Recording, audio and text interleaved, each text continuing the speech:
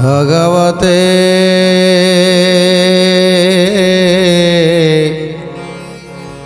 वासुदेवाय।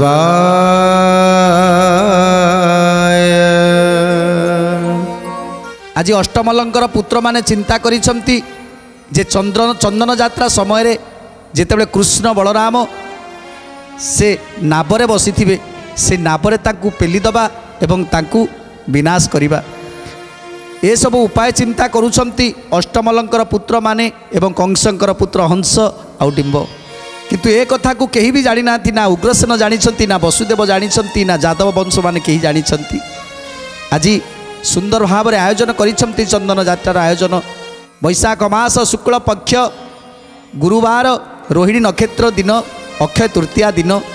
आज चंदन यात्रार आरंभ होईछि। से चंदन यात्रा रे आज समस्ते खुशी रे अछंती, आनंद रे अछंती। जमुना नदी उछुली पड़ुछि, जमुना नदी आज आनंद विभोर होउछि जे चंदन यात्रा रे नाव खेलिबे प्रभु। कमले मुद्रित एले कहीं भी कसिले निरद शून्य मंडले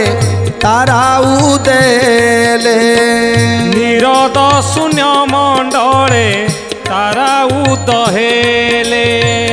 निरद शून्य मंडले तारा उदहेले। मध्यमा युवती गण होइले हरस विधवा युवती मने लागी बड़ प्रास। विधवा युवती मने लागी बड़ प्रास। विधवा युवती मने लागी बड़ प्रास। आज संध्या संध्या जाई रात्रि उपगत हेले आकाश रे तारा माने बिछुड़ी होई पड़िले। आज ये भली समय रे वर्णना करुछंती से रात्रिर वर्णना। अच्युतानंद दास सुंदर भाव से रात्रिर वर्णना करुछंती। चंदन यात्रा चंदन पूर्णिमा, ये पूर्णिमा रे सारा मथुरापुर उज्जवल ही उठी, सारा जमुना आज उज्जवल ही उठी। तारा माने आज से अंधार आकाश रे उज्जवल उज्जवल किरण प्रकाश करुछंती। घंट आले घंट छाड़ी कटु आले ठणा बिटपी स्त्री भर्तांकु कराइले बणा। गोविंद माधव कृष्ण श्री मधुसूदन। गोविंद माधव कृष्ण श्री मधुसूदन। तस्करे बुलिले फेर देई कमदी बाटे बाण पुराई सबरे जगी बाटे घाटे। बाण पुराई सबरे जगी बाटे घाटे। बाण पुराई सबरे जगी बाटे घाटे। रात्रि समय जार जो कार्य आरंभ करदेले बिटपी स्त्री माने से माने तांको भर्ता को अपेक्षा करी रहिले। आज चोर माने कोउटी गली कंदीरे पसी लुचि रहिबे से कथा चिंता कले। ए होची रात्रि समयर कथा। आउ कोन कहउछंती घटुआल माड़ी गंध चंदन पसारी दीप लगाई विक्रय कले जे जहारी। गोविंद माधव कृष्ण श्री मधुसूदन। गोविंद माधव कृष्ण श्री मधुसूदन। बेश्या बेश हेले बिट पुरुष को छाड़ी दीप परिमल दिशी लागिला दिहुड़ी। गोविंद माधव कृष्ण श्री मधुसूदन। गोविंद माधव कृष्ण श्री मधुसूदन। तेणु जी जहाँ कार्य समस्ते व्यस्त रुहंती, किंतु से दिन चंदन यात्रा दिन सबु कर्म को निजे पकई आज बिटपी स्त्री माने आउ भर्ता को अपेक्षा करी नाहंती। एबे से माने सुसज्जित हेई नाहंती कौनसी बिटपी पुरुष पाई सुसज्जित हेइछंती चंदन यात्रा को जीवा पाई। आज चोर माने कंदी खोजु नाहंती कोउटी चोरी करिबा पाई बुलुछंती जे आज देखिबा पाई से चंदन जात को दर्शन करिबा पाई। आज समस्त दीप जाली दीप धूप सज करी नहीं जाउछंती आज चंदन यात्रा उद्देश्य रे। निशाचर जंतु माने होइले बाहर राजा से बके सेवारे लागी जे जाहार। गोविंद माधव कृष्ण प्रभु मधुसूदन गोविंद माधव कृष्ण प्रभु मधुसूदन नियबकाशरे विजे नुरूप उग्र सेन वसुदेवपुरे गले हरि भगवान वसुदेवपुरे गले हरि भगवान वसुदेवपुरे गले हरि भगवान। एथर कृष्ण बलराम वसुदेवंक पुरकु जाउछंती आज सज होउछंती से चंदन यात्रा रे नाव क्रीड़ा करिबा पाई नाव खेलिबा पाई जिबे समस्त मथुरापुर नरनारी समस्त आज सुसज्जित होइछंती। एपटे हंस आउ डिंब ए दुई जन चिंता करुछंती केमिति से कृष्ण को मारिबे केमिति कृष्ण बलराम को मारिबे आउ तांको पिता मानकर पितृहंतार प्रतिशोध नहीं पारिबे। आबर ईशड़ भ्राता सुनामा सहित समस्ते मेली होइण हेले उपगत समस्ते मेली होइण हेले उपगत समस्ते मेली होइण हेले उपगत। तेणु आज ये चंदन यात्रा समय रे नाव खेली सारी समस्ते निज निज पुर को आसुछंती रात्रि रे निद्रा जाई पुणी प्रभात समय उठी निज निज कार्य व्यस्त रहउछंती एवं पुणी संध्या हेले पुणी से नाव केली पाखक जाउछंती ये क्रीड़ा करिबा पाई जाउछंती चंदन यात्रा रे। आज जेतेबेले कंस राजांकर पुत्र हंस आउ डिंब ए कथा देखुछंती उपाय चिंता करुछंती केमिति मारिबे से कृष्ण को आउ बलराम को। तेणे मथुरापुर रे नाना प्रकार उपद्रव जेतेबेले करुछंती नाना प्रकार उपद्रव जेतेबेले करुछंती चार माने आसी उग्रसेन को कहउछंती हे उग्रसेन तुमर नाती मानक दाउरु केही भी रही पारु नाहंती समस्त को अतिष्ट कराउछंती समस्त को दुख दउछंती समस्त को यातना दउछंती खाली तुम नाती हंस डिंब नुहंती तांको सहित ए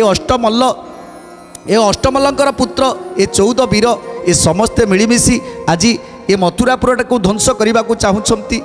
ठाबे ठाबे ठाबे ठाबे गंडगोल ठाबे ठाबे रक्त ठाबे ठाबे लोक मानक मृत्युदंड दौरान तेणु से भय आज मथुरापुर रे ताटी कबाट पड़गलानी। ए कथा शुणी राजा उग्रसेन तांकर नाती हंस आ डिंब को निज पुर को डाकी बुझाई चेष्टा करुछंती। शुणी उग्रसेन नाती आनिले हकारी इंदुमती आदि करी अनेक तियारी गोविंद माधव कृष्ण श्री मधुसूदन गोविंद माधव कृष्ण श्री मधुसूदन बधिरनिकी शुणई कंबु शब्दवाणी अधिक प्रकोप हेले हितवाणी शुणी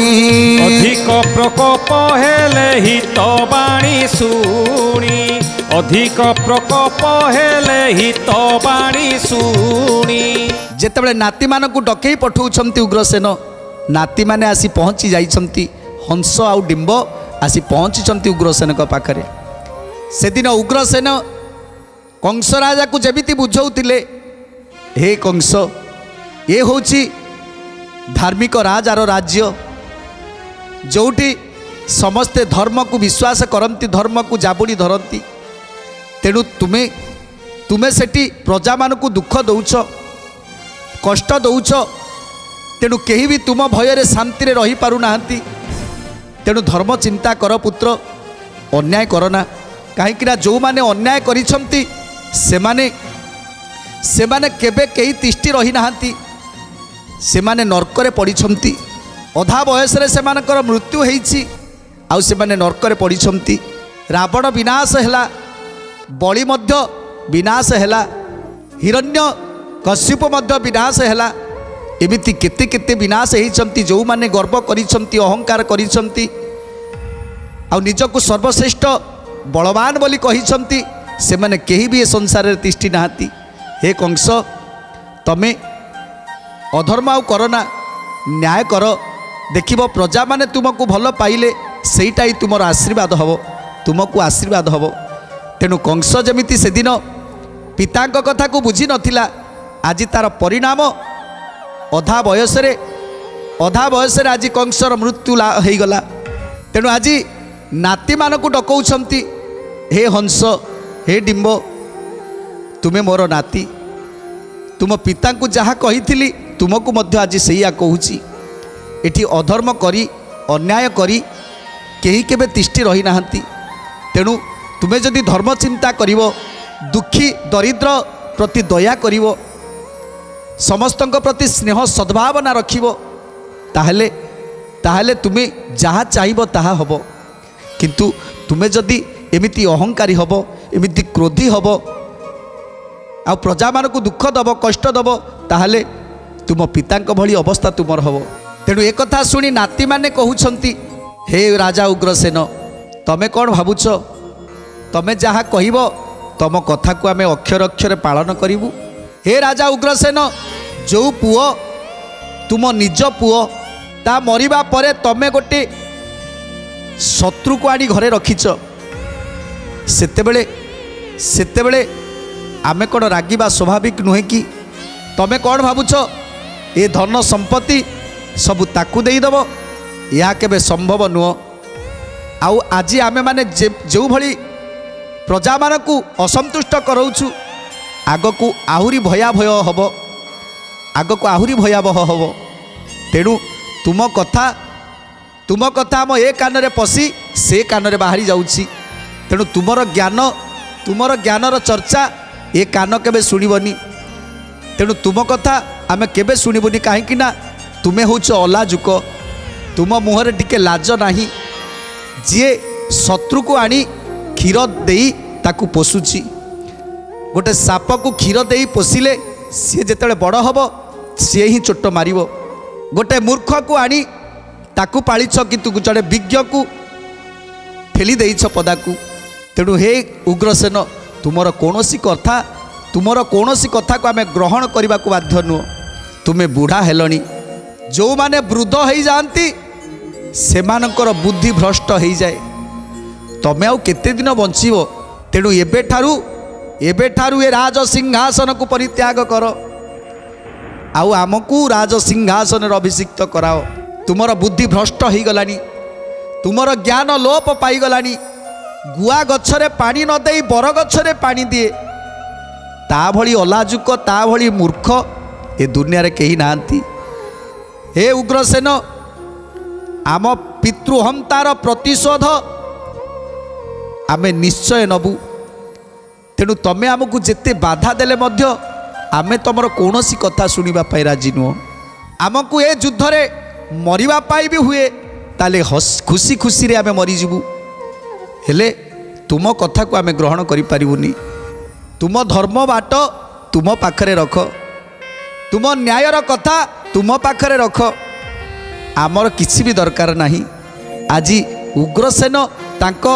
नाती मानू बुझाई दौरान किंतु नाती माने एमिति बाटरे पहुँची जाइछंती से माने से सुगम पथटा को आपणेबा पाई चेष्टा करूना से माने आहुरी कहउछंती जे तमे वृद्ध हेलनी तम पाखरे ज्ञान नाही आमे जहा करूछु ठीक करूछु जेतेबेले आमे छोटियाटे हेइथिले सेतेबेले आम पिता आम माता आमको जो बाट देकी कहते जावाई आम से बाटर जाऊे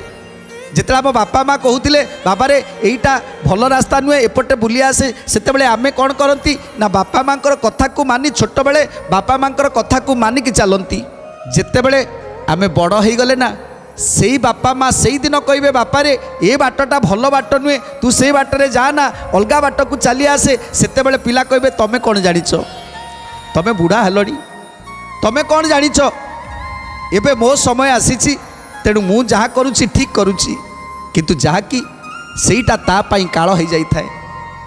सेईटा तापाई काल हो जाए तेणु जो माने छोट बेले बापा माँ कथा को मानिकी बाट चलुथिले बापा माँ कथाटा भल लगुला से पिला आज से बापा माँ कथाटा आज ताको भल लगुनि सेमिति आज कंस राजांकर पुत्र से माने आज वृद्ध बोली कही अपमान करुछंती उग्रसेन को तेणु आज उग्रसेन को अपमान करुछंती हंस आउ डिंब तेणु उग्रसेन अबाक ही छिड़ा ही शुणुछंती से हंस आउ डिंबकर बाणी कौन कहउछंती से हंस डिंब आंबे ना सजीवुनि से जान पिता चले ए शरीर मोर नोए सर्वकाले गोविंद माधव कृष्ण श्रीमधुसूदन गोविंद माधव कृष्ण श्रीमधुसूदन ए संसारे जात हेले अवश्य तमरी बलथिबा पुरुष ही पितृकार्य करी बलथिबा पुरुष ही पितृकार्य करी बलथिबा पुरुष ही पितृकार्य करी आज हंस डिंब कहउछंती हे राजा उग्रसेन मर्त्य मंडले देह बही देवता हेले भी मरई एटी जी आसीछि से दिने तो मरिब से मरण को आमर चिंता नहीं से मरण को आमर भय नहीं जदि मो पितांकर कार्य मु ठीक भाबरे करि पारिबी आउ मु ठीक भाबरे करि पारुछि ताले एईटा मो पाई सबुठारु पुण्यर कथा बोली मु भावे मो पितांकर मृत्युरे जी दायी तांको पुत्र हिसाब रे प्रतिशोध नबाटा कर्तव्य होछि मोर एटी जी आसीछि से मरिबो तेणु से मरण को मु भय करे ना जदि मो पितृंकर कार्य को करी मोर मृत्यु हो जाए तथापि मोर चिंता नहीं ना भय नहीं आउरी कौन कहउछंती हंस डिंब करी न पारिले हुए से पुत्र कुलाज पितृवैरी न साधिले जीवा की कार्य गोविंद माधव कृष्ण श्रीमधुसूदन गोविंद माधव कृष्ण श्रीमधुसूदन तुम्बर एथिरे पुणी अछि कि उपाय राज्य छाड़ी न पलाओ जेबे कल भय गोविंद माधव कृष्ण श्रीमधुसूदन गोविंद माधव कृष्ण श्रीमधुसूदन तेणु आज हंस डिंब कहउछंती पितृ सत्य को रक्षा करिवा पाई रामचंद्र जमिति 14 वर्ष वनवास गले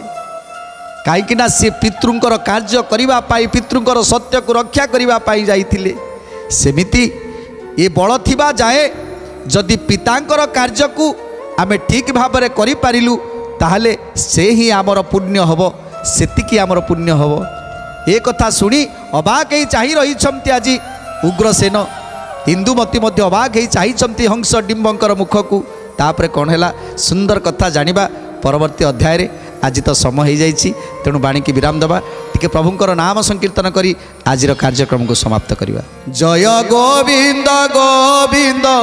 बोल रे जय गोविंद गोविंद बोल